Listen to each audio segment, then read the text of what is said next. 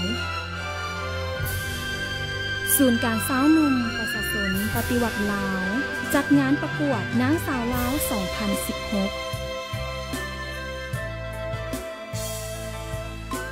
นางสาวลาว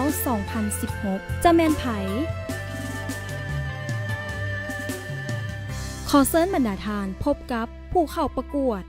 หมายเลข M16 ถึง M สาว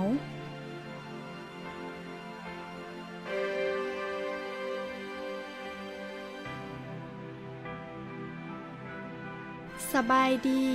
หมายเลข M16 นางสุภาเพ่งจำปาวิไลอายุ21 ปี มาจากแขวงจำปาสักถ้าสามารถบรรษาตนเองได้นั่นหมายถึงสามารถบรรษามวลชนได้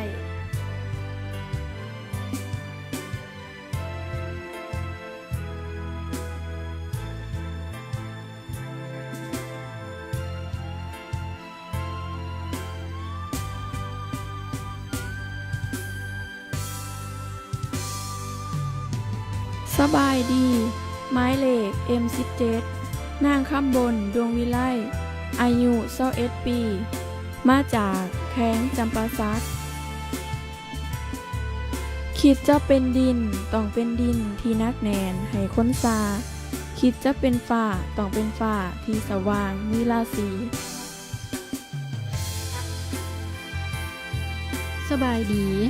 หมายเลข M18 นางพรวิไลหลวงลาดอายุ19 ปี มาจากนครหลวงเวียงจันทน์แม่ยิงลาวงามเลิศล้ำสมคำเล่าสาวงามแดนจำปากิริยาเพียบพร้อมสมคำล่ำลือดินแดนลาว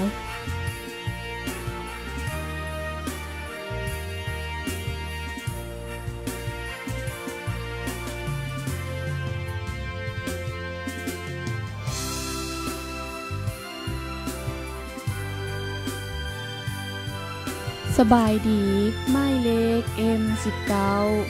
นางบุษบาแซงปันอายุ18 ปี มาจากแขวงสยบุรี สิ่งที่เฮาเบิ่งบ่เห็นคือใจคน สิ่งที่ต้องอดทนคือใจตนเอง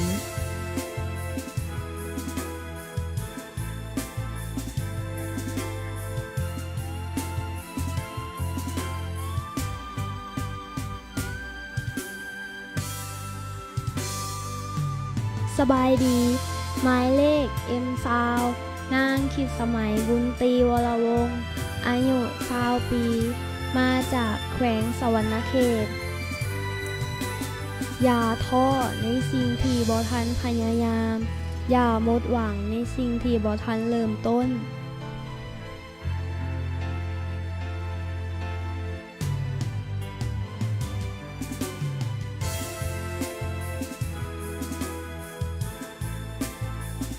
ท่านสามารถร่วมโหวตเพื่อให้กำลังใจทางสาวหมายเลขเพื่อให้ได้ตำแหน่งขวัญใจมหาชนโดยการพิมพ์ M ตามด้วยหมายเลขที่ท่านมักตามด้วยหมายดาวและตามด้วยคะแนนท่านสามารถโหวตได้ถึง100 คะแนนต่อครั้งแล้วส่งไปที่หมายเลข1481เครือข่าย ETL และลาวโทรคม1 คะแนนต่อ 1,000 กีบและรุ่นรับของรางวัลโทรศัพท์หลายรางวัล